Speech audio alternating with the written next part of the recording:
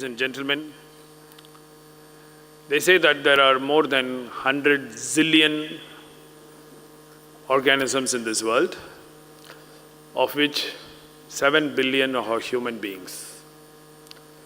Of these 7 billion, many are born, many exist, and many go away, not remembered, not to have contributed anything, and not without any self-realization. There are only few who are not only fired by the curiosity and get self-realized, but still only fewer of them who can elevate others also on this path to self-realization. For us in Coimbatore, in Tamil Nadu, in India, and to many parts of the world, Sadhguru is one person who has influenced how many of us have thought and how many of us have lived. And we are extremely fortunate to have him here today. On behalf of all of you, I would like to say a heartfelt gratitude to Sadhguru for accepting our invitation. It's just fortune, I think, that his busy schedule allowed him to be in Coimbatore. On behalf of all of you, can I please request Sadhguru?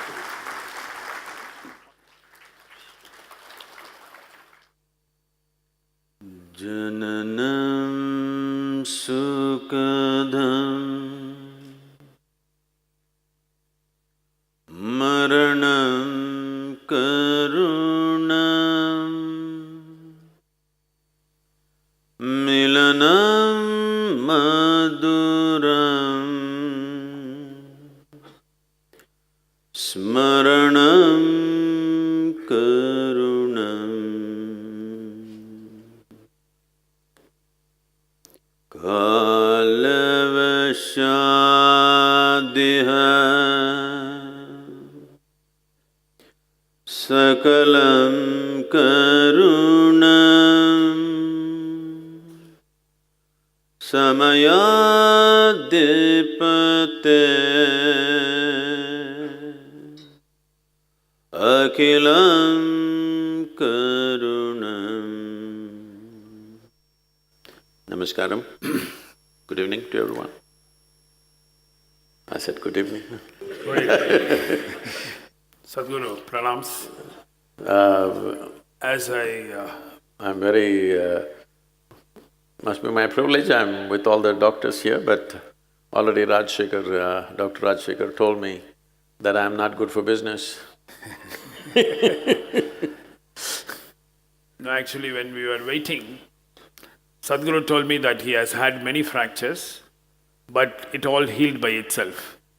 I told he is not good for our business at all, so… Sadhguru, so we are having a huge audience of more than 5,000 doctors from more than 18 countries. So all my questions are going to be many things that the people have asked you, but I'll ask from a medical angle. So as doctors, this is something that worries us or makes us wonder. Because we do see patients who seem to be at the receiving end of the wrong end of fate. How do you explain a patient going in a bus, sitting on the 5th seat in the center, nobody in the front 4 seats get injured, nobody behind him, but he gets grievously injured. And he comes to the hospital, and some people get all the possible complications when they go through the treatment. There are others who are involved in major accidents, but something seems to be helping them to get better so fast. It looks like there is somebody one hand telling, "Thou shalt live," and to the other person, "You have a bad fate, it's time to go." This is a bad thing coming from a doctor. Yeah, but it is a fact. We won't tell anybody. See, what you call as physical dimension of life is a mechanical process. The very fact that you called it an accident, it means something unexpected happens. So, when two mechanical objects collide, what will break is nobody's guess, all right? That's how it is. That's the nature of physical existence. So we should not try to read any mystical dimensions into a simple mechanical situation, that's one aspect of it. But at the same time, as there is gravity, as there is weak and strong nuclear forces, as there are many physical forces which rule the mechanical aspects of life, there is a dimension. This word has become religious, so people will mistake this. Here, in Tamil, we call it Arul. It's called grace. This entire culture is based on this, that Indian people, wherever they see anybody, somebody says he is a sage, somebody says he is a saint, somebody says he is a yogi, wherever people want to receive blessings, they want to accumulate. Because they understand that either your mechanical parts can work without lubrication and wear out quickly, you know the joints. If there is no lubrication, any machine will wear out quickly. It doesn't matter how good it is. It doesn't matter how well designed it is, how great it is. If there is no lubrication, it'll wear out. So there is a dimension which… there are many words in Sanskrit, but in English generally it passes off as grace. So if you earned grace, if you have become receptive to grace, there is lubrication. Where there is lubrication, there is no friction. So even a collision may not cause much damage to that one. But we should not read this into everything because mechanical objects, mechanical processes can happen in so many ways that need not be always seen as,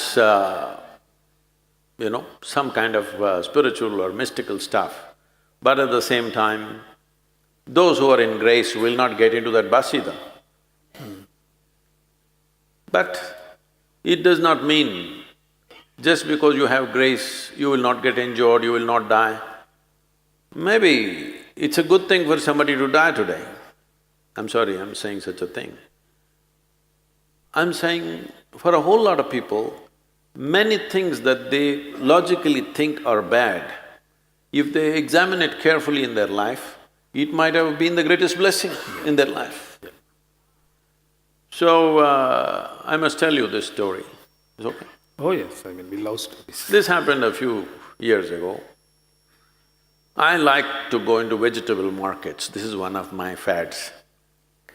When I'm driving on the highway, if I see a shandy, I will stop, get down and get into the vegetable market.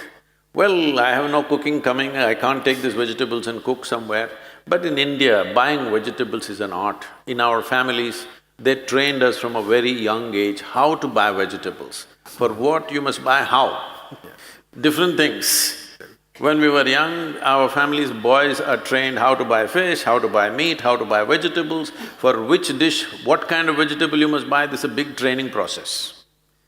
So, I'm well versed in those things, so I get down and go around, bargain and bargain, because you must bargain, because it's not just about vegetables, this is a kind of an interaction. So I bargain everything. When they come down to my price, I just give them the money, not take the vegetables and go on, because I have not come there for vegetables, I have just come for the experience, just trying my skills. So, one day I went in Bangalore city into a vegetable market. There's a small vegetable shop, very small one. A man was sitting behind it, I just looked at him. He was just a shining being. I just looked, my God, what is he doing here? Then he turned and looked at me, our eyes got locked, and I just looked at him and he burst out laughing. I also laughed and went up to him and asked, what the hell are you doing here, selling vegetables? Then he said, you come sit here. So he made me sit in his vegetable shop and he told me his whole story. I'll try to make it very brief. He got sick and he got admitted into a general hospital in Bangalore. A general hospital, general ward is acclimatization to hell, normally, I'm sorry. So he was there and every day he thinks he's going to die, but he doesn't die. One more day, it goes like this. Every day he thinks he's going to die and he doesn't die. After over 2 months, his wife stopped coming to the hospital. She got tired of visiting this guy. He's neither going to die nor to get well. Then the demand for the beds became such, they put him outside in the corridor. With just one sheet, he was in the corridor of the government hospital for another 2 months. Every day he thought he will die, but he did not die. One day, suddenly he realized something, he sat up. Within about 7-8 days, he walked out of the hospital and became ecstatic and blissful.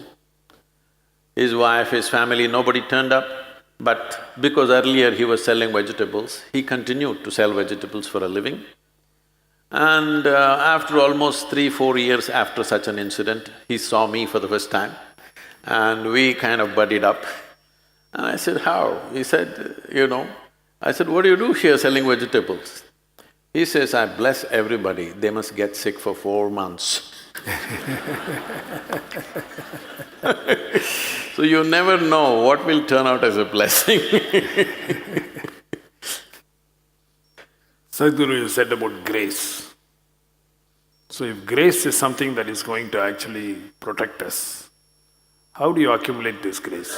I mean, do you carry it? Because this is one of the things that is always told to us, that some people carry their grace from their previous birth and do something good now so that you will carry this grace to next birth. Is that so? What is this? Whoa, you're going away too far.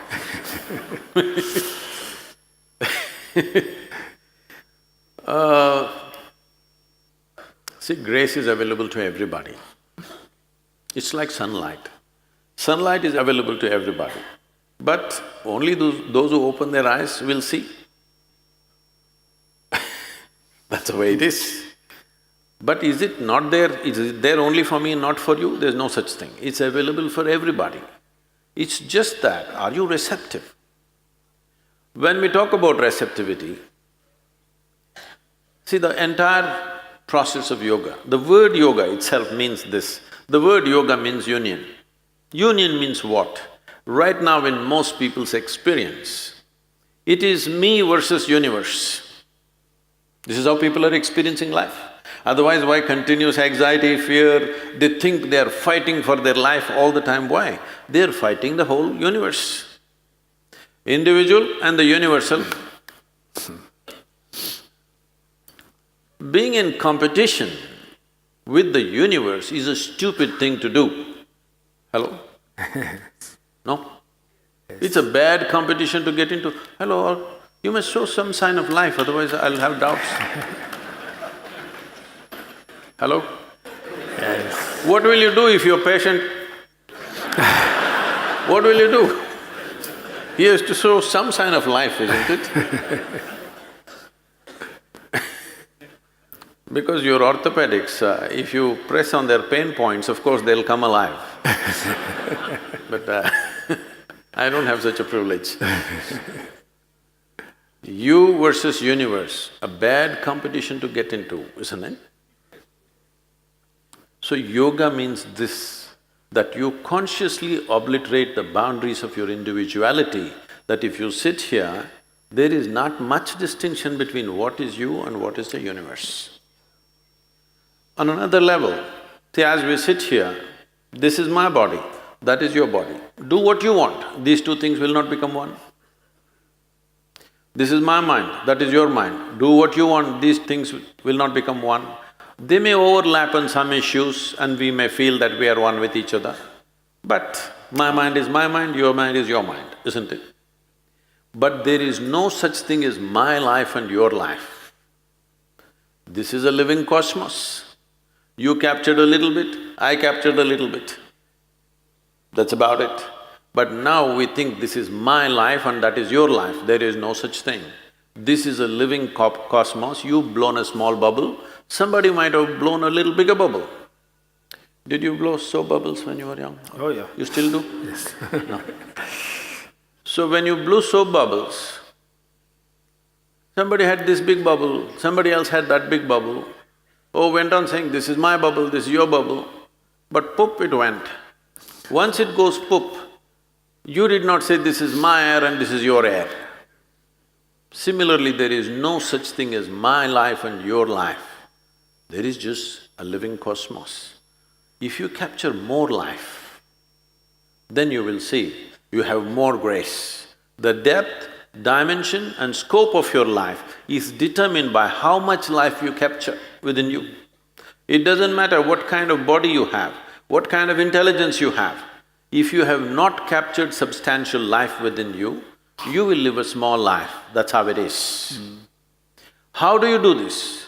There are systematic ways of approaching this, or simply by involvement and exuberance, by commitment, people may capture a larger life. By absolutely being committed to something, focused on something, somebody may capture a certain amount of life which is more than what is considered normal.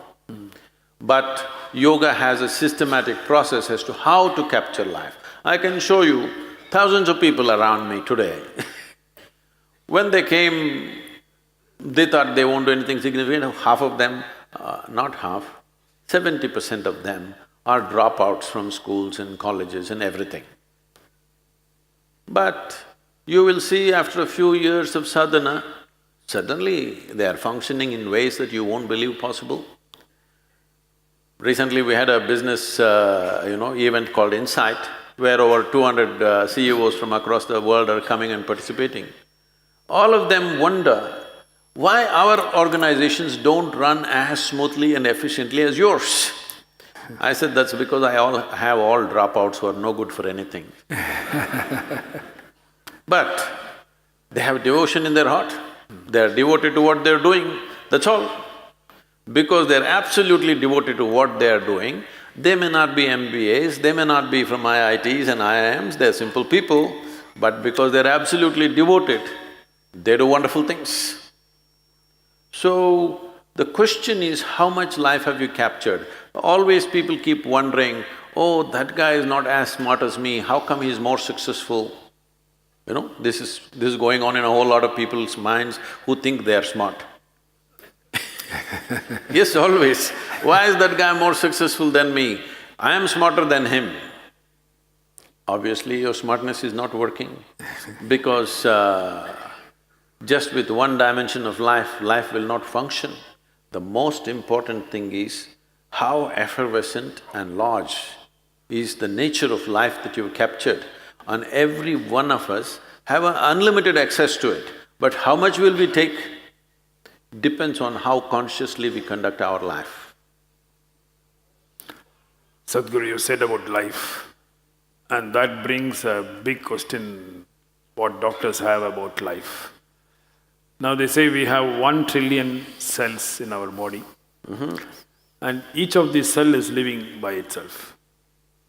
And when you say a patient is no more, it's just that the brain dies after 2 or 3 minutes, but still a large part of his body is still alive. So, and these cells, even when after the patient is dead, you take these cells and put in a culture. Those of you who are all shaving every day, even after you're dead, we still have to shave you, you know this. Yeah, the hair grows. That is why I'm ready,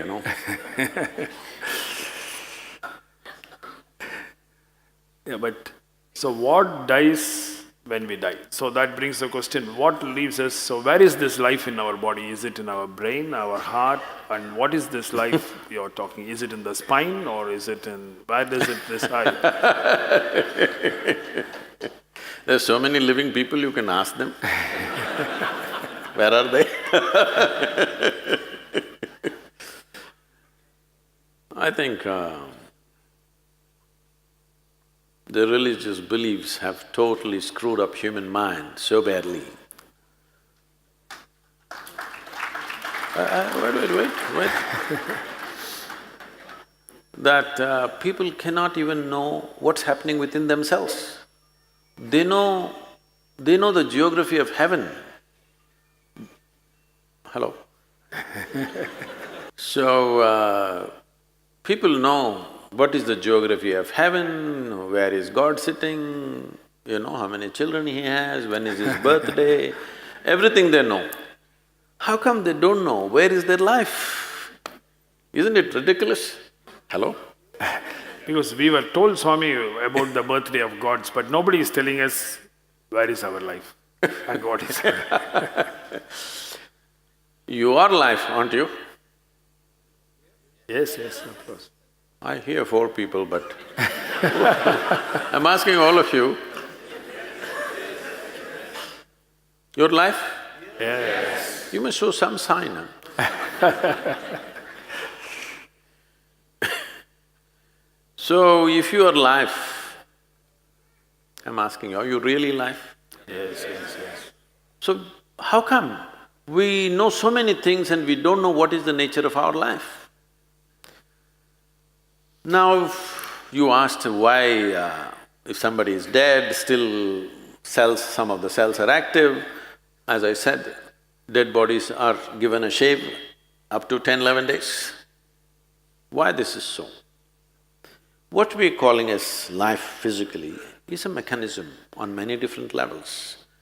There is hardware and there is software. You are core of hardware, bones.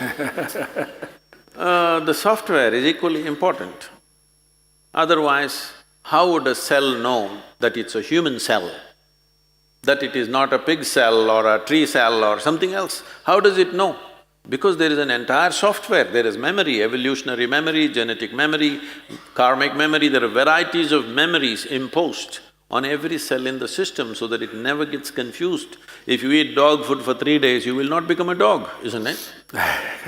Because the memory is entrenched in this. So there is a whole software. The software package is actually bigger than the hardware, much bigger. And it is energized by what we are considering as a life force. In yoga, we call this prana. It manifests itself in 5 basic dimensions. There are other forms to it, which gets too complicated. 5 basic forms. These are called pranavayu, samanavayu, apanavayu, udanavayu and vyana. These have different functions. Prana is related to breath, respiratory action and thought process. If the pranavayu depletes, your respiratory action will go away. So immediately doctor checks and says, he's dead. They'll try to pump their chest. If he doesn't come back, he's dead. Respiration and your pulmonary action are very directly connected. Once respiration stops, that process will naturally come to an end. So pranavayu is gone. It's not like one after another they will go. They will go at the same time, but one goes means this is gone. If samanavayu goes, this is in charge of generating heat in the system. So once samanavayu starts receding, the body starts getting cold and it also starts becoming stiff. Once apanavayu starts receding in a major way, then the sensory aspect of it, we must understand this. You may check somebody's breath and declare them dead, but they can still feel sensations. There have been any number of cases where people get terrified because a dead body moves a little bit. This has happened again and again, many times. That when he's been medically declared dead, there are twitchings in the body that happen in a very mild way because the sensory activity is still on. Still, life is not fully convinced that it's finished. It is still making an effort of its own. When udhanavayu goes away, then the buoyancy is gone. When I say buoyancy, see, you may weigh 70 or 80 or whatever number of… I'm sorry, maybe you weigh 50 or 55 kilograms. I don't want the ladies to get… Whatever is your weight, you don't… Let's say you're very happy and alive right now, you don't feel 50 kilograms on you, isn't it? Hello? Yeah. It is there. If you stand on the scale, it is there. But when you walk, it is not there, simply because this udana creates a buoyancy. It makes you less available to gravity. There are yogic practices to activate this. There's a whole school of Udan in China, where you might have seen those movies, Hollywood movies, what is that? Crouching Tiger, something. What? Yeah. Yes. So these are Udan schools where they have mastery over Udana, where they can float around a little bit.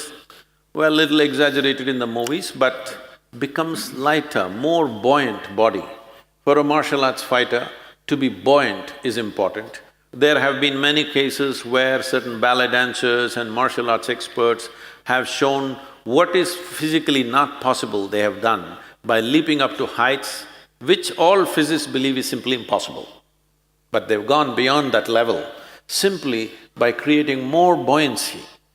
So udana is in charge of buoyancy. Once udana starts receding, suddenly body becomes heavy. Always it was the same weight.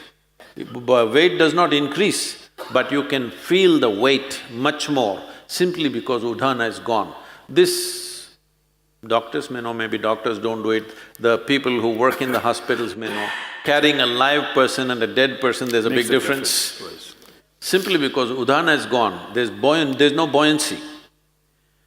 The fourth dimension is called vyana. This is preservative in nature. If vyana recedes, even when you're alive, body will begin to rot. There are certain types of snake venoms which can do this. If they bite you, you will not die, but literally parts of the body will start falling apart simply because vyana will recede and it will start falling apart. So, once vyana recedes, the rotting process will begin. There are systems in yoga where we want all the seven to go reasonably together. Within 1.5 hours, we want it to go.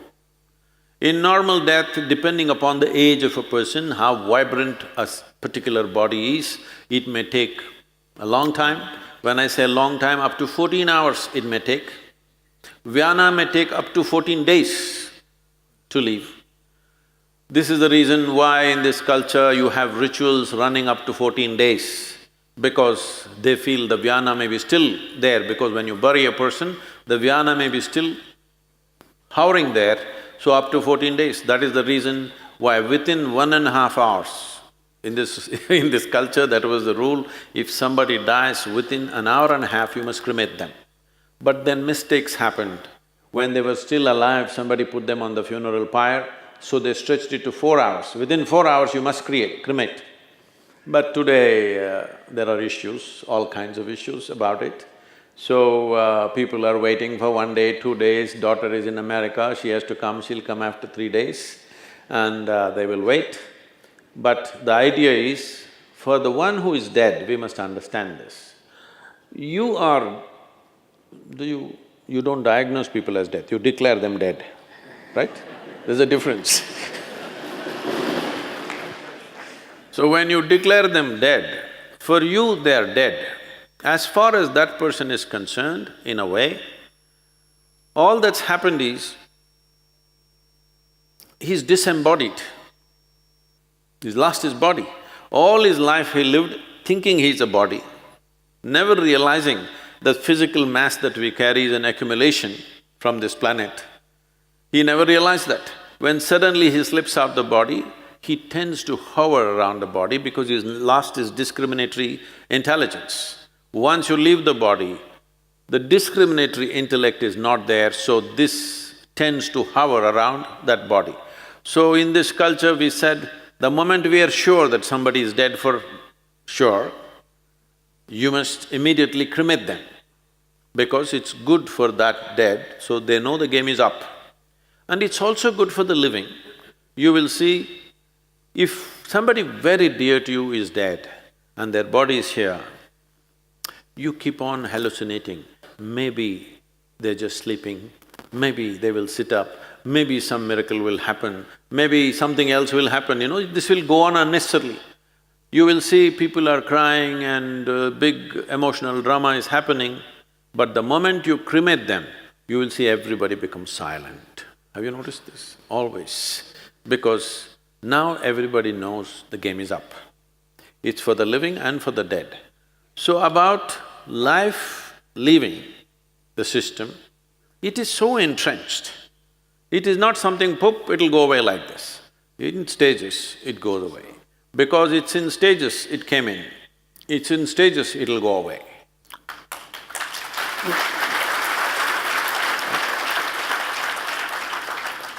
But Swami, like… Huh?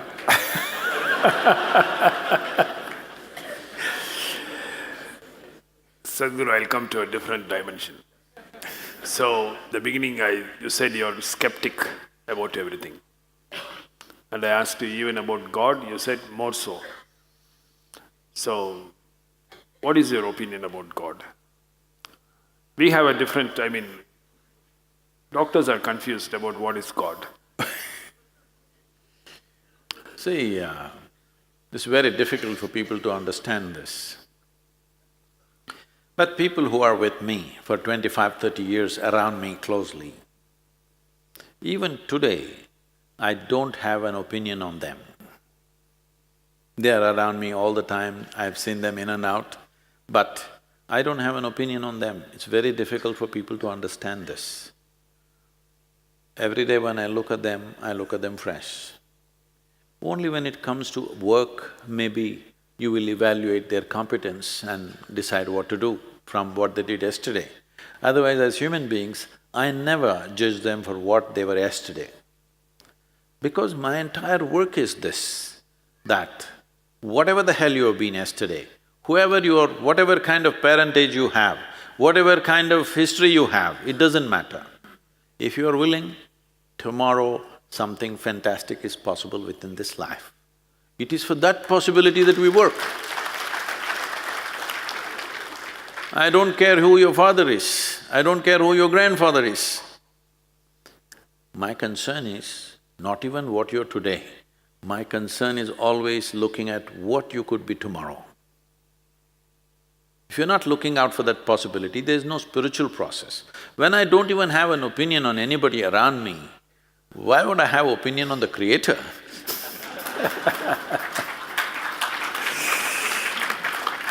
So, because we are human beings, our understanding of life is, when we say life, we think it should be in this form. If all these 212 bones are there, you will certify this is not life. The 212, am I correct? 242. They've gone up. 242, is it? That's a very important number. Anyway, if any one of them are missing, you will say, I'm not a complete human being in some way. So, the nature of life and our existence is such. What we think is… because our thought process and our intelligence has given us this wrong feeling that we are the center of the universe. No, the existence is not human-centric. We're just one tiny little creature. Significant though. Significant we are. Because of our ability to be conscious, because of our intelligence, we have become significant, but only in our experience. Only in our experience. In the cosmic nature of things, tomorrow morning this planet may just fly away somewhere and vanish. Huh? Possible or no? Many of the asteroids passing by the Earth are bigger than the planet Earth. That's what we are… these days everybody is fearing, because all these years we did not know what the hell is happening. Now that they have seen some huge asteroids, there's a paranoia. If one of them come and hit us, what will happen? Oh, we will go into pieces, of course. So, who we are is not significant in creation, but significant for us, simply because our experience is rooted in us. Because I hear that you are among the foremost… there are many people here who are foremost spinal surgeons. We refer to the human spine as Merudanda. That means the axis of the universe. I know many people just carrying this little body, already the spine is hurting. Axis of the universe. Terrible. Definitely they need a titanium replacement. Why we are calling this the axis of the universe is, human experience is transmitted largely through the spine. Because it's transmitted through the spine, and our experience is the basis of the universe for us. How do we know there is a world around us? Only because we see, hear, smell, taste and touch. All that is being transmitted through our spine. So, universe exists not because it is there. It exists for us only the way we perceive it. Maybe an earthworm doesn't know there is a moon. Hello? Most probably he doesn't know. He definitely knows there is a sun, I know. But he may not know there is a moon because it may not have any relevance for him. A bird may not know there is a cosmos and he doesn't care probably. But we know all this simply because of our enhanced perception. And this perception is being transmitted. In the process of evolution, one of the most significant steps is… I'm sorry, I'm talking to doctors, but… Should I? One of the most significant steps in the process of evolution is the making of the spine or the vertebrae as it is. Definitely. Why such a thing happened is, when our neurological system started evolving, somewhere the intelligence of life realized it needs protection. When we say our visual apparatus, this is a very complex eye. It is able to distinguish minutest differences in many things which most other creatures on the planet cannot do. The first… even now this sea life exists, there are certain fish in whom there are photosensitive cells. They can just sense there is light, they cannot see anything. That's the first eye. It's being taken as the first evolutionary eye, must be this fish, because it can see light and darkness, that's all. From there, these sensory organs, these neurological developments have been phenomenal. And the richness of our experience is mainly because of the sensitivity of our neurological system. This needed protection, it needed a conduit. So the spine came up. Another significant aspect of ecological process is, from a horizontal spine, it became a vertical spine. So in yoga, there's a whole system of yoga just training you how you can keep your spine erect, to be aligned always. You're standing, sitting, running, doing whatever you want, but you are conscious where your spine is all the time, because this determines how sensitive you are to life. Because your whole experience of life is being transmitted. And our experience of the universe is just the way we experience it, we don't know any other way. Because of that, this is the center of the universe. In the sense, it's like this. See, now this hall, we can see the walls. Now we can say which is the center of this hall, either that one or this one, we can debate a little bit. But when you cannot see the boundaries of this hall, this is universe, you cannot see the boundaries, I can fix the center wherever I want. Wherever there is intensity of experience, that's my center. So, human spine is seen as the center of the universe and also the axis of the universe, depending upon how sensitive you make it. Accordingly, the enlargement of your experience, the enhancement of your experience of life happens, your perception is enhanced beyond your sense perception. Even to go beyond senses, still the neurological basis is very, very significant. This is the reason why we are saying only a human being can realize. The other creatures are not equipped to realize because their neurological system is not sophisticated enough for that.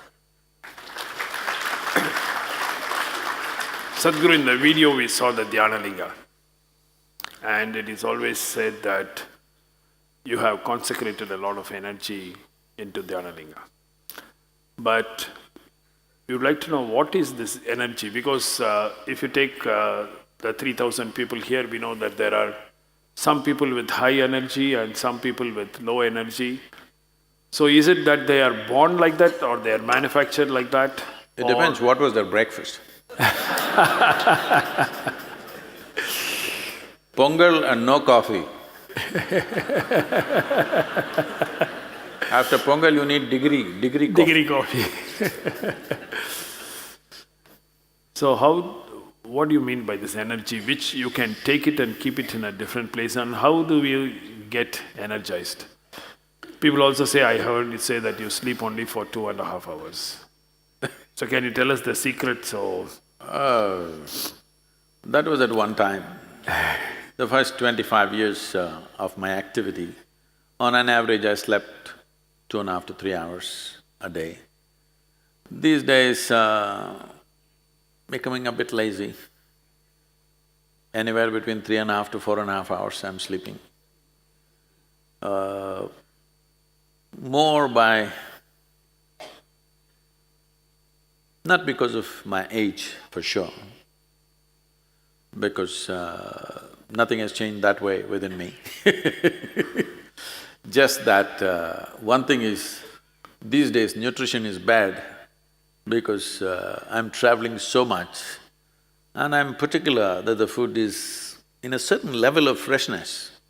Once you leave India, most of the food that appears on your plate is minimum 3 months old. It's very difficult to get something which is fresh. So that makes me go skip meals all the time. I think due to lack of daily nourishment. I get nourishment, once in 2 days, 3 days I get good nourishment, but there is no daily nourishment simply because of excessive travel. I think because of that there is a bit of slackness. I think if I eat well for 2-3 months, I'll be back to 3 hours easily. So, why does one person need… well, by prescription these days, 8 hours, is it? 7 to 8 hours. 7 hours sleep. Okay, 7 hours. And why another person can do with half of that?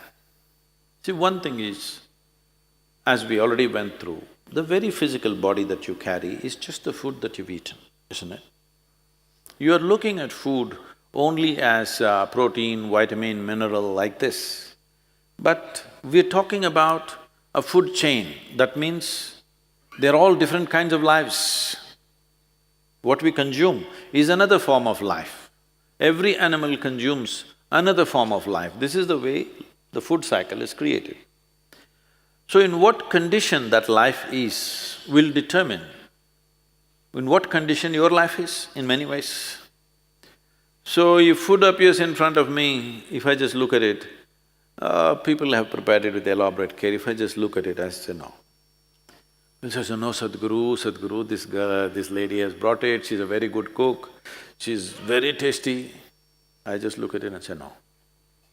Simply because it's not alive enough for me. It may be tasty, but it's not alive enough for me. If it's not alive enough, I will not consume. If you're just conscious of this one thing, you will see your sleep quota will go down. Another thing is, most people are eating at least 50%. 50% means 100% more than what they need to eat. Yes, you will do one thing. As an experiment, just try this. Whatever you're eating, cut it down by 50%. If you're eating, let's say, 2 kilograms of food, cut it down to 1 kilogram and eat variety of foods. You will see you will neither drop weight, nor will you become weak, nor will you become less energetic. Only thing that'll happen is, your sleep quota will go down. Because you're putting so much food to generate the same amount of energy, you're eating more by compulsion of liking the taste or simply by compulsion of filling yourself up. Now the body has to process so much food to create so much energy. This extra processing is taking a toll on the system. The amount of impurities that are there in the food will also determine how much inertia you generate in the body. Let's understand it this way, in terms of physical terms. What sleep means is inertia. Right now you're dynamic, this is life, inertia sets in. When inertia goes beyond a certain point, that's death. But sleep is a certain kind of death, but it is offering you rest. So restfulness is very important. What is being restful means is, if you sit here, if you're at total ease, you will see the body is naturally restful. Have you noticed on a particular day, you are very happy, on that day you don't need much sleep or food, have you noticed this? That's all you have to do. If you remain very joyful every moment of your life, the food will come down, sleep will come down naturally. So there are many aspects to this. Fundamentally, if you keep your life energies very exuberant, now you will see the sleep quota will naturally come down. To keep it exuberant, you should not be overladen. Largely, in the ashram, everybody, young people also, eat only 2 meals a day, 10 in the morning, 7 in the evening. Our activity exceeds most people's activity in the world, and we are 7 days, 365 days, we don't know what's a vacation, because we are enjoying what we're doing. We don't want a break. So, they never go on a vacation, there is no break, there's no Sunday, Monday nonsense, nothing, every day something is happening endlessly. But you will see, people are very energetic, healthy, sleep is very little. So, energetically, a human being can be at different levels. Why this is important is, see, what we call as life is just a combination of two things, a certain amount of energy and a certain amount of time. When it comes to time, it is ticking away for all of us at the same pace. Clock doesn't run slowly for me, faster for you, there's no such thing. Whether you are busy, you are lazy, you are sleeping, you are doing useful things or useless things, it doesn't matter what you do or you do not do, time is ticking away. So there's no such thing as time management. You can manage your energy. If you raise your energy to a higher pitch of intensity, what somebody does in 10 years, you may do it in 1 year. So if you live for 100 years, it looks like you lived for 1,000 years. Simply because your energy is pitched up. This every human being can do. The whole yogic system is… one dimension of yogic system is just towards this. If you sit here, even if you simply sit here with your eyes closed, you don't sit here in a static way. You sit here in a dynamic way. You never become static, because static is called as death. If everything becomes static, that is death. If inertia really sets in, that is death. So sleep in yoga is seen as death. You die every day. How long do you want to die in a day? You really must use this word for yourself. Don't tell anybody, I'm going to die. For yourself, how long do I want to die in a day? 8 hours a day if you die. 1/3 of your life you're dead. In 24 hours, 8 hours you're dead means 1/3 of your life dead. Another 4 hours goes into eating, sleeping, eating, toilet, bath, this, that. Where is the time to live, I'm asking? So, if life is precious, the most important thing to do is keep your energies in an exuberant way so that life becomes more, life feels enhanced, because you cannot enhance time. Maybe you can live a few years longer, but you can't slow down time for yourself. Do what you want. Do whatever you want, time keeps rolling. As you sit here, since you came and sat here, you're about an hour and a half closer to your grave. It's a diagnosis. That was not me, okay?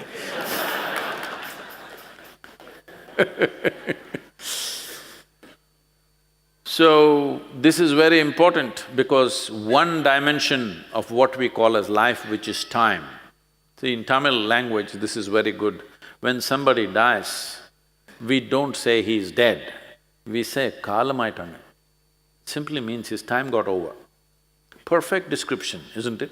All that happened is time got over. So time is getting over as you sit here, yes or no? Hello? Those immortal beings, I'm asking you. Time is getting over. As you sit here, it's going away.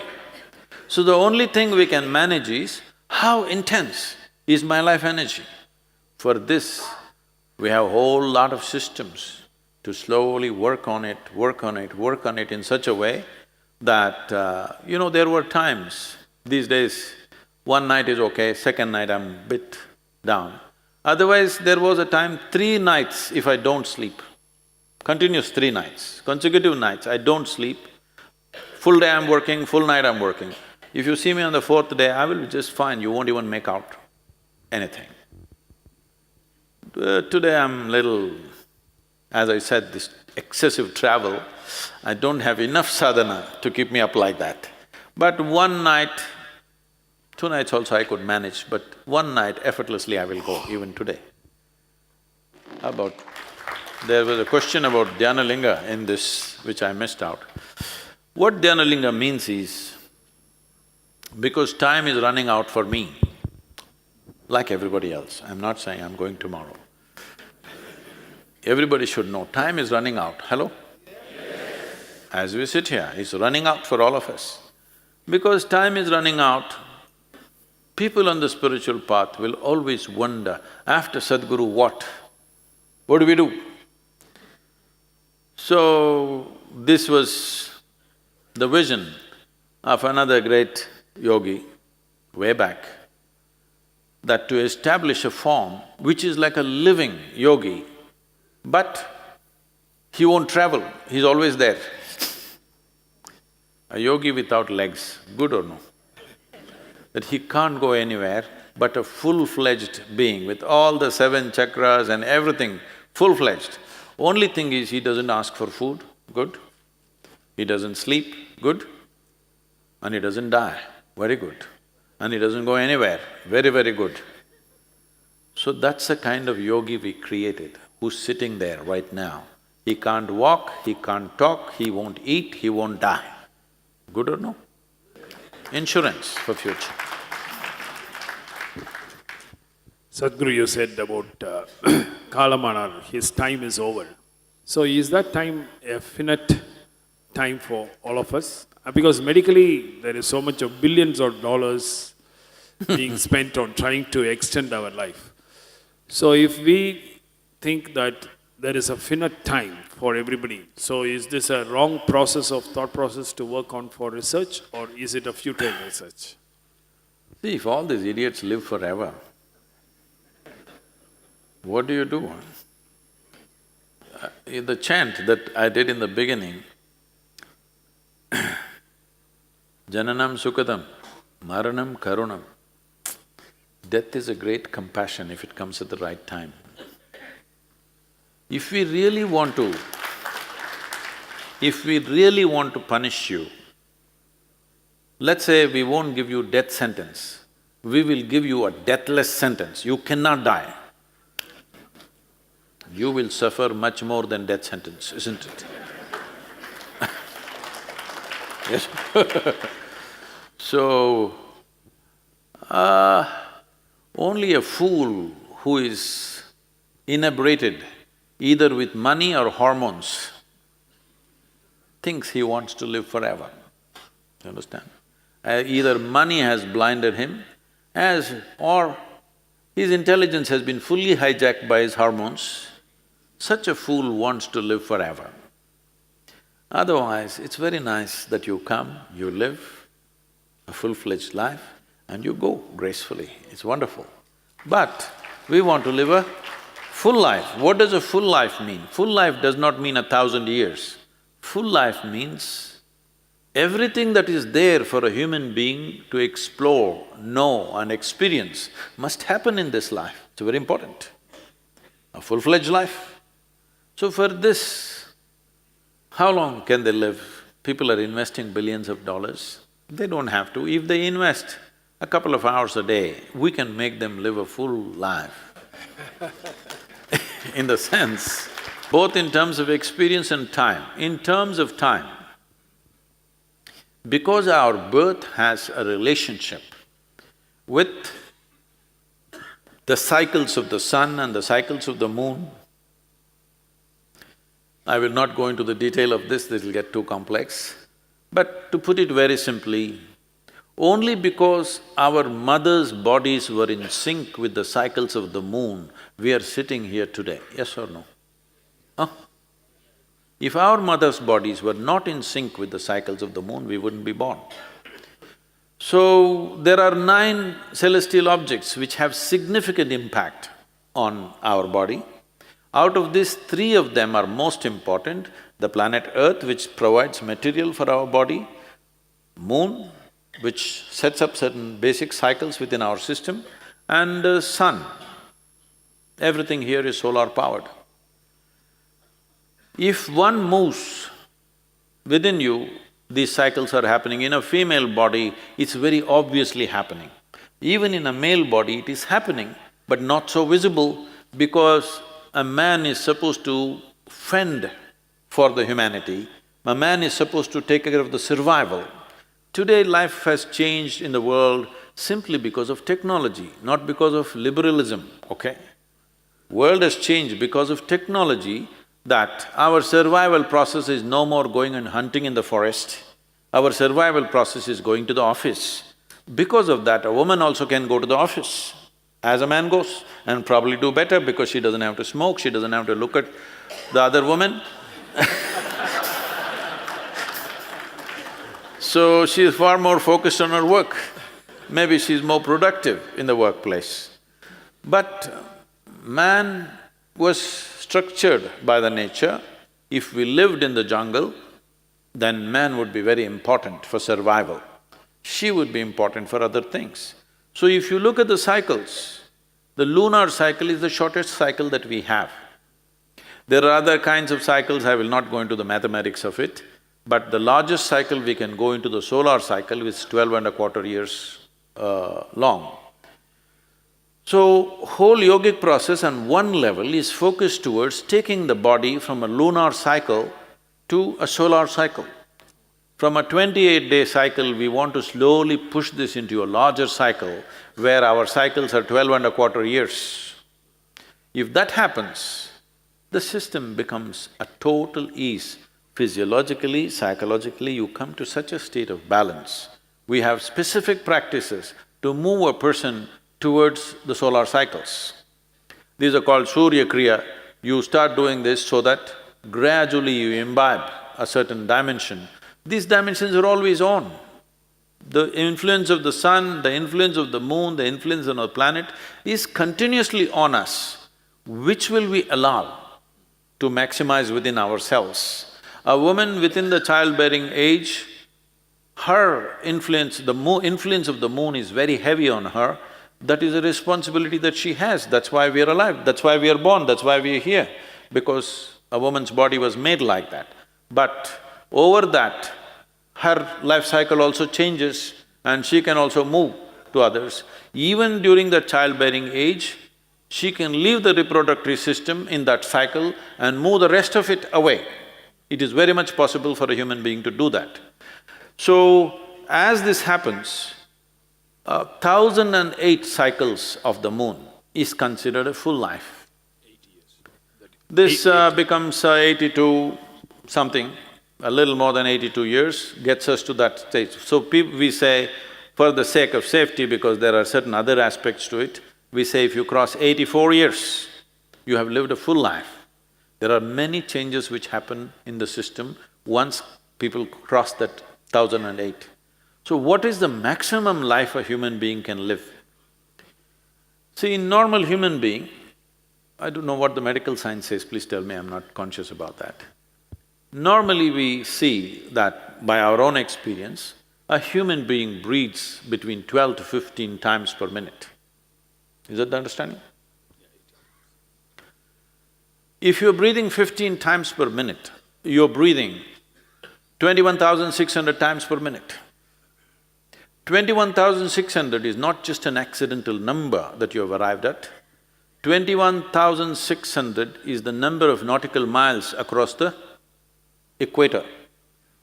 And for every longitude that you have, between one longitude and the next longitude, the space is 60 nautical miles.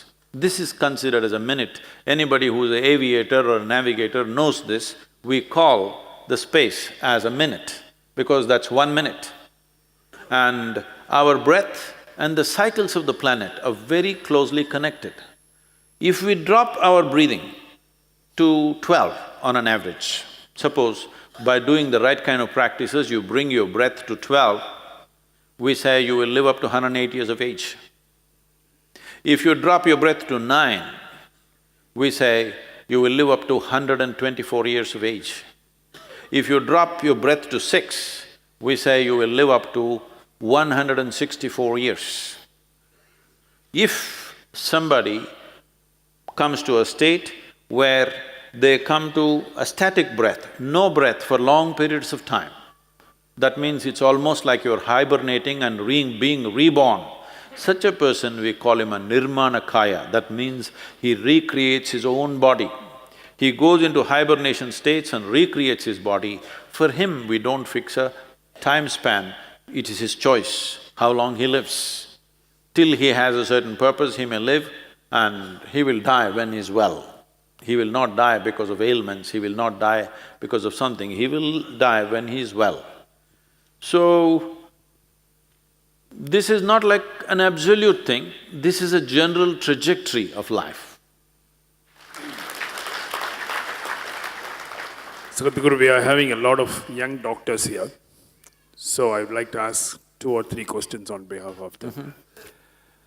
You said that in Isha Yoga there is no weekend.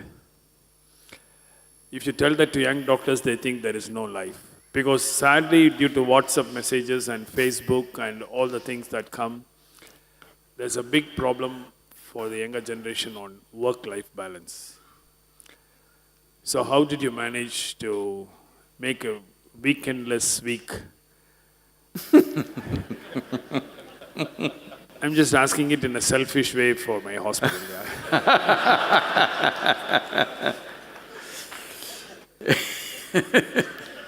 See,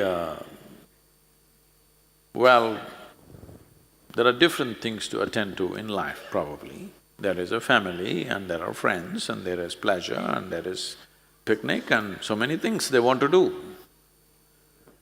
But I was… first time, many years ago, first time when I was in the United States,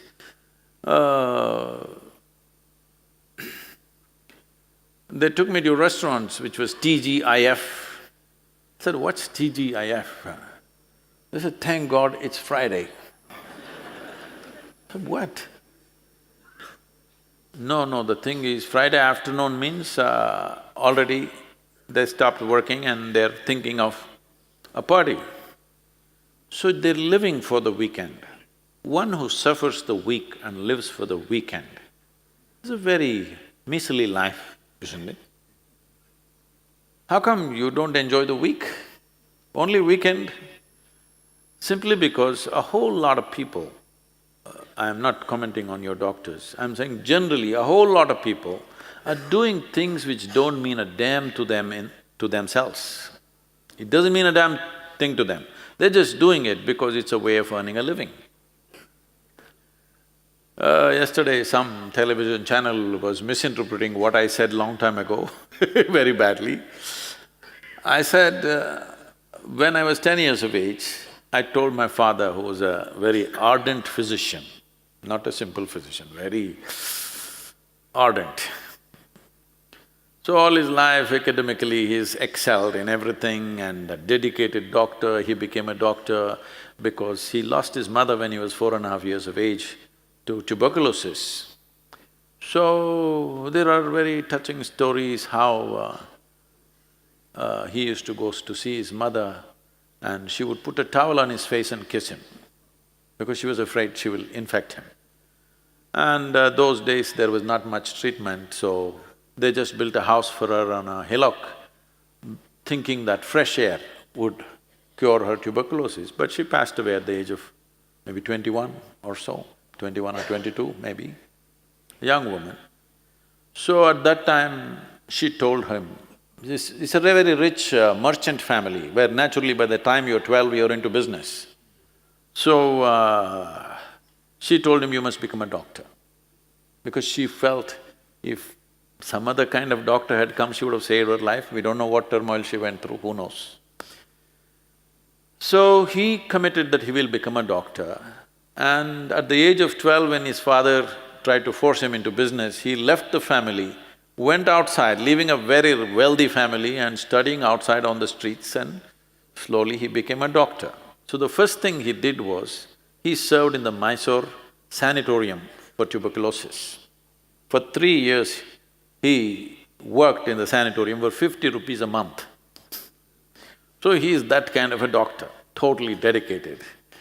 Later on, he served in the government, whatever. So his idea of success is, you must become a doctor. If you're not a doctor, you're no good for anything, at least when it came to his children. That is the expectation. So I didn't want to disappoint him later. So when I was 10, I told him, this is one thing that I'm not going to be.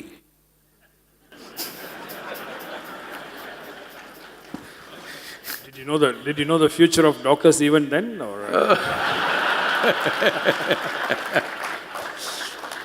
No, so all along my father was always worried that I'm not getting trained for anything specific. That after much struggle within himself, when I said no to being a doctor, he said, okay, at least take up engineering. Then I said, see, you don't know what you're talking about. If I said I don't want to be a doctor, if you told me be a veterinary doctor, be an Ayurvedic doctor, be a witch doctor, something, I would consider. But when I say no doctor, you say engineer. Yours is a social problem, you know, it's not an existential issue. So, what will you do? You're not trained for anything. I said, if I'm not trained for anything, I can do whatever I want. Why I'm saying this is not with any disregard for him, he was such a dedicated doctor, people literally worshipped him wherever he went. Well, I looked at his profession with great respect, but not with regard. I hope you understand what I'm saying. I respected it immensely because it made a huge difference for people. I saw many times with my own eyes. My mother would always complain, it doesn't matter, because we were always in those kind of stations where in the middle of the night, any time calls will come and he will just go away. Any number of times, he will be having his dinner, phone rings, he will just get up halfway and go away. My mother would beg him, just 3 minutes, just finish this and go. But he would say no, and he would just go away. And sometime he will come at 2 a.m. or 4 a.m. in the morning. When I looked at this, that was the most impressive thing for me about him, that this man is committed, you know, about whatever he's doing, I don't care what he's doing, but he's committed to what he's doing, which made me very proud of him for that kind of commitment. But at the same time, he was talking to me in terms of having… how to make a living. Become a doctor, you will make a living. I said, I don't want to make a living like that. Then they said, become an engineer, make a living. I said, I don't want to make a living like that.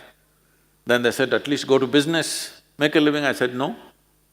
I said, making a living is never a concern for me, because I traveled across the country on my motorcycle when I was very young, and I lived in the jungles by myself for weeks on end, survived in the forest without any outside support. I said, I can live anywhere. I'm not asking for anything specific. I don't know what I was looking for at that time. All I knew is, I will not sit behind a table and earn a living. That much was 100% clear to me. What will I do? I didn't know. I just knew one thing, I'm here to live. Everything else here is here to live, isn't it? Why only human beings think they are here for some other purpose? Hello? All other creatures know they're here to live. It is just that for them, living means eating, sleeping, reproducing and dying, their life is complete.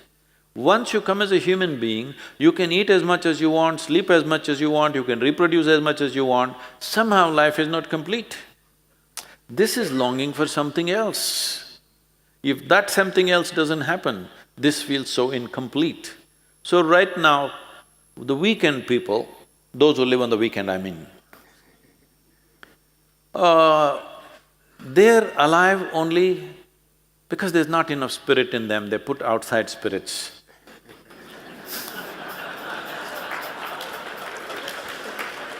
I'm I'm so loaded with spirit, I didn't need any outside infusion. Anybody who comes, do you put blood infusion into them? Only when they have lost. When they've lost blood, you do blood infusion, isn't it? So only when you have lost your spirit, you do spirit infusion. I'm fully drunk all the time, so it never occurred to me that I have to infuse something from outside. So, it doesn't matter. They need a break for some purpose, that is perfectly fine. But it's very important that you don't make this distinction, what is work and what is life. If what you're doing is not your life, please don't do it. What you're doing is life, isn't it? You're fixing somebody's bone, it must be your life. It is your life, isn't it? You spend more time with broken bones than with your family, yes or no? So, which is life? Why this is not life and that is life? This is also life, this is one dimension of life, that's another dimension of life. How to distribute time? The requirement may be different from different people. For an individual person, he may need that much break, another person needs less break. Well, every weekend if you are at home, maybe your family enjoys it. In another family, every weekend if you're home, maybe they don't want you there. We don't know what's the situation, I'm saying it varies from person to person, from situation to situation. So, it's very important that we understand that from the moment we are born till we fall dead, we are doing only life, life and life alone, nothing else but life. So one last question before… you'll be knowing that there's a lot of doctor bashing in the media. So there is… Oh, you also… I thought there's a lot of guru bashing happening. No, it's against the whole community. You're just telling the wrong guy. So, I mean, it's natural for the doctors in training to feel that they are spending huge hours, long hours, they are working hard. Maybe a perception, but definitely most of the doctors in training work harder. They give much more than this, but they are not earning the respect any more than what kept the doctors of the previous generation going. In this demanding… I mean, there is a discrepancy of expectation, an expectation gap, both from the doctors to the society and society to the doctor. How do you keep the passion going in this trying circumstance? See, there are many aspects to this. Let's first of all look at the times in which we exist. In this culture, we always insisted education, health and spiritual process should never be commercialized. This has always been the norm. But we said this when these things used to be sponsored by a king or somebody. He sponsored the education, he sponsored the hospitals, he sponsored spiritual process. So, no charge for the people because it was sponsored by somebody. Those sponsors have disappeared in democratic societies. So, everybody has to handle their own economics. And whether it comes from your pocket or my pocket, somebody is spending for every activity that happens in the world. So that goes for medicine too, particularly because of technology and of course, there are many gray areas. Technology costs. Diagnostics is costing more than the treatment today. But because of this, many things are being caught in time. Otherwise, most people will die without a diagnosis. People are always thinking there is more cancer today, definitely there may be, most probably. But I think it's also a question of diagnostics. It's also a question of people living longer. When people died early, of course they died healthy. Oh, now when people are moving into 80s and 90s, of course they're having various issues. So, one aspect that's happened is medicine or health has become an expensive process. Modern medicine is a culprit in this, big time, because we have taken a complete turn towards it. We should have gone towards it selectively, where it is necessary, yes. Selectively means there is one norm we could have employed. I'm not saying this is a perfect norm, but we could have. There is, as you know, there are infectious diseases and chronic ailments. How we see this in the yogic way of seeing it is, infections are an invasion from outside. You have to wage a war against them. For that you need a doctor and medicine. Chronic ailments are something that we manufacture from within. For this, you need awareness, you need yoga, you need observation of what's happening in your system, of your lifestyle, how you sit, how you stand, how you breathe, everything you need to observe. If this distinction was made and we enforced it in every society, then medicine would not have been so expensive. In many ways, with vaccinations and various other things that we have done, largely infectious diseases are very small, isn't it? Today, most of the ailments are chronic, isn't it so? Self-made in a way. Chronic means it's coming from within us. When every cell in this body is geared and, programmed for health, why is it ill health happening? Obviously, we are doing something fundamentally wrong with life. In the yogic system, we are looking at it like this: if you keep this body in total ease, almost every chronic ailment that you have, it will handle by itself if you give that much space to it. Otherwise, if it is not in ease, how is it? It is in dis-ease, so it's a disease. But now, we are treating everything… We think… When I said this about psychological ailments, because you talked about media, the Bangalore media has been after me for last 1.5 years because I just said this: you are fundamentally responsible for your psychological well-being. Just this one sentence. They've been campaigning against me for last 1.5 years. So recently when I went, again it came up in some kind of a conversation. So I said, see, you were saying something more dramatic, but for example, millions of people have died of cardiac problems. Millions and millions have gone through cardiac surgeries. But today, doctors are busy telling everybody, if you don't eat red meat, if you exercise every day, if you do this and this, most probably you will not come to my surgery table. And it is so. Millions have not gone there simply because they're maintaining a responsible way of living in some way. So, their argument is that psychological ailments or medical problems, you cannot solve it by your responsibility. I'm saying if you behave irresponsibly, every one of you can go crazy right now. Yes or no? Every one of you can get sick within the next few days if you behave irresponsibly, yes or no? Is it possible or no?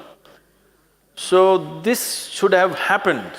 When modern medicine developed, we got little too overexcited about it. And we thought a doctor is a solution for everything. No, health is your fundamental responsibility. When it crosses a line, you seek some professional help. But daily health must be your business. Keeping yourself healthy must be 100% your business. Suppose you contract something else happened, either because of genetic reasons or congenital reasons or infections, something came, then the doctor should step in.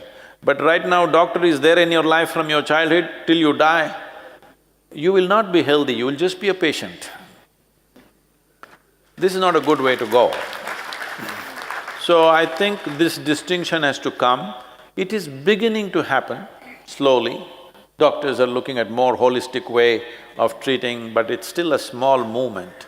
I think it should become a much larger movement then when that happens, then the expense of being healthy goes down. I think this animosity towards doctors will also go down.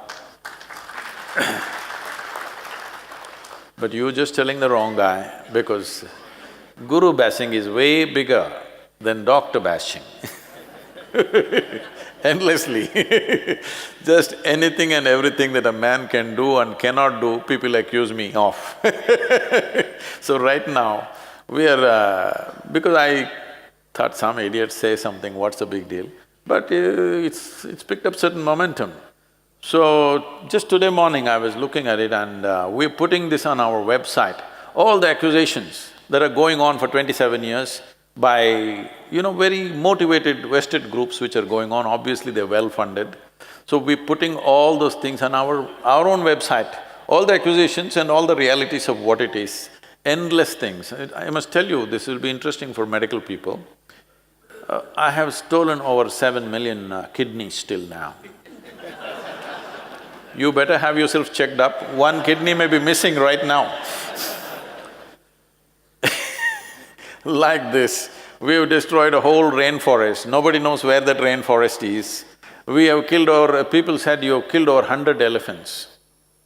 Then I said, see, it's a fact that I don't have a firearm, so I killed them with my bare hands. See, look at me, 100 elephants with my bare hands. In Tamil Nadu, in ancient Tamil culture, a real man means Ayirane konnavane. This means one who has slain 1,000 elephants, he is a real man. I said, I'm getting there. So like this it goes on endlessly. So we are putting this out as slander without substance. Endlessly slander goes on. I don't think they would dare to go against you so much because they may have to come to you. With me, they go take much more liberties.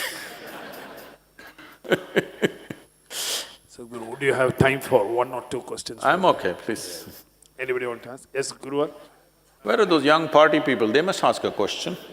Sadhguru, you got a beautiful humor-laced talks. And I feel that humor is a very important element. Do you think that humor has to be there in medical profession as well? Or you have to be serious all the time?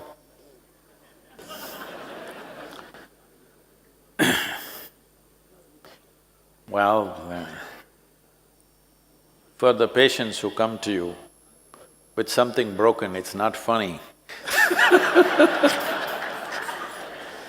But you have to be there every day. So, you should not see anything funny about the patient, but you must see something funny about yourself. It'll be nice for you and the patient and for everybody. But if you see something funny in the broken bone, there's a funny bone, even if that is broken, you can't say it's funny. But it's nice if the doctor is little more jovial. Right now he's looking like an undertaker most of the time. Can I tell you a joke about orthopedics? Is it okay?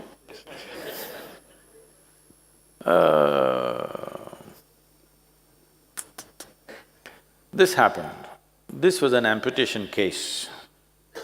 So the doctor did the job, and then after a few hours the patient regained consciousness. Those who conducted the surgery, they were all standing there, looking at the patient with some concern. When he opened his eyes and blinked, they said, we have some good news and some bad news. Which do you want first? He said, really? What is the bad news? Because I already lost a leg, what can be the bad news? More bad news. He said, see, this was a new nurse. We have a blue tag that needs to be put on the leg. I clearly told her it's the right leg, but she came, she always can't figure out what is right and left, so she looked at her wedding ring, this is left, this is right, and she put it on this, so wrong leg, and we amputated the wrong leg. He said, oh my God, you amputated my wrong leg, then what the hell is the good news? He said, the good news is, the gangrene leg is recovering pretty good.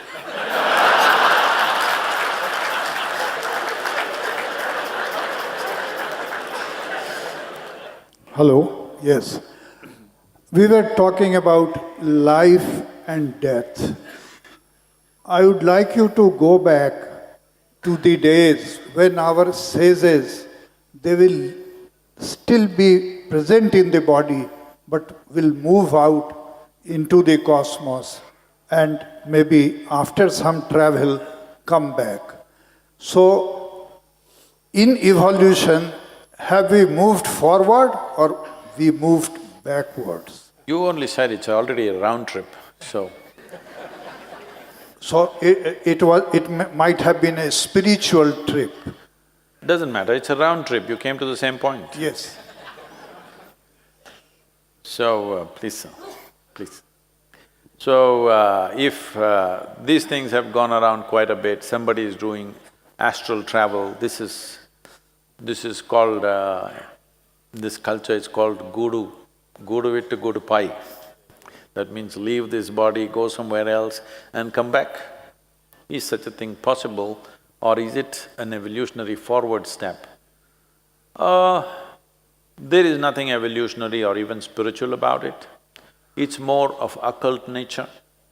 This is more practiced in African tribes, particularly the North American tribes, of leaving human body and taking on some other form.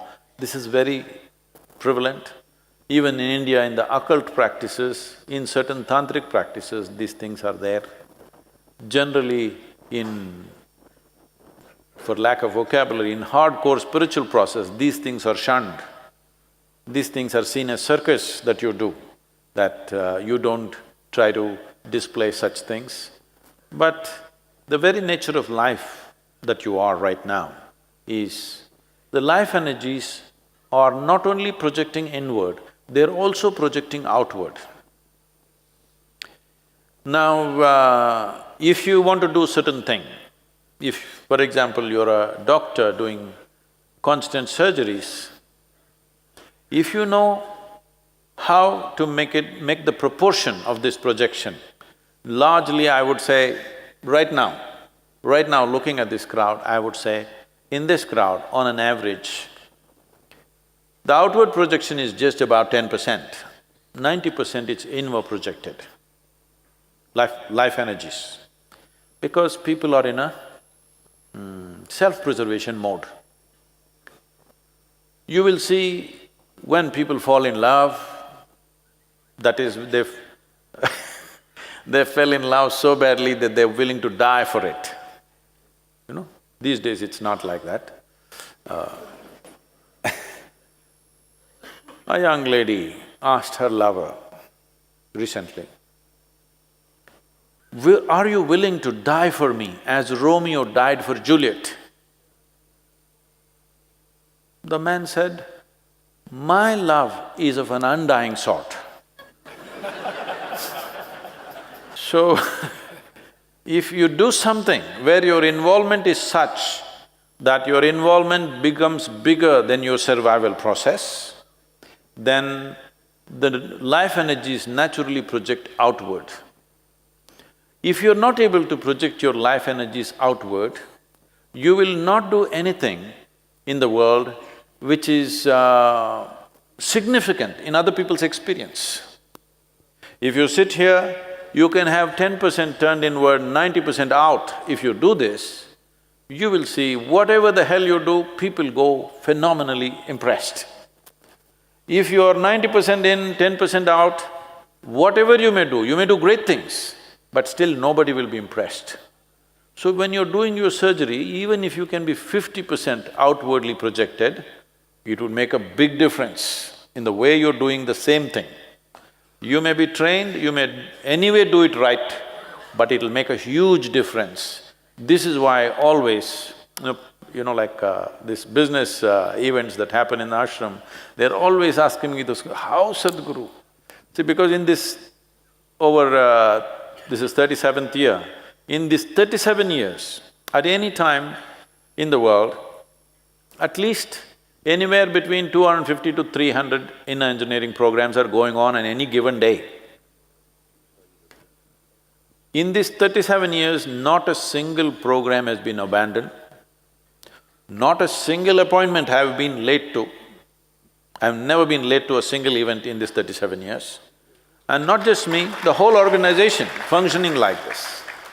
People ask, how? The important thing is, you have to keep your instinct of self-preservation out. There is an instinct of self-preservation, there is a longing to expand. If you hold on to instincts of self-preservation, you build walls around yourself. And these walls of self-preservation are also the walls of self-imprisonment. But if your longing to expand becomes the prime factor of your life, you will see your life energies are more outward projected. Particularly when you're treating your patients, if your life energies are outward projected, you will find phenomenal results with everything that you do. Whatever skills you have, they will multiply. If it's inward projected, it's a drag. No wonder you will be looking forward to the weekend. Sadhguru, I think is the last question. Sadhguru, are we all manufactured differently? No, can we be Einstein or… I mean, there is a difference between how we are born and what we are capable of. Is it possible that we can… have we be born as iPhone model 1 or iPhone model 2 or iPhone 10? Well, Albert Einstein that you mentioned, towards the end of his life, when he was asked if he's given a second chance, what would he like to be? He said, I would rather be a plumber than be a physicist. Really. So, can I be an Einstein? Maybe not. Because, as I said earlier, when it comes to body and when it comes to mind, we are all different. No two human beings are equal. When it comes to external activity, no two human beings are equal. What I can do, you cannot do, what you can do, I cannot do, this is the way the world is, and it's wonderful that way. But when it comes to inner possibilities, all of us are equally competent. Now he was talking about being blissful. Can everybody here be equally blissful or absolutely blissful? Yes, 100%. Can everybody here become a great surgeon or a great athlete or great something else in activity? No, it'll never happen, because that's different. So when it comes to physical competence and intellectual competence, we are all different. When it comes to inner dimensions, there is simply no difference. So I'm saying, what is at hand, exploit it first. First become blissful, then we see what the hell you can do. Even if you don't do anything, if you're just blissful, people will need you just for that, isn't it so? Hello? This is a simple thing. Those of you who have good reasons to be miserable, either because of media or these damn bones don't come together or whatever happens, people who find good reasons to be miserable. I'm asking you, if you were given a choice, would you like to live and work with joyful people or miserable people? I want you to please remember, everybody else is expecting the same thing. Thank you very much.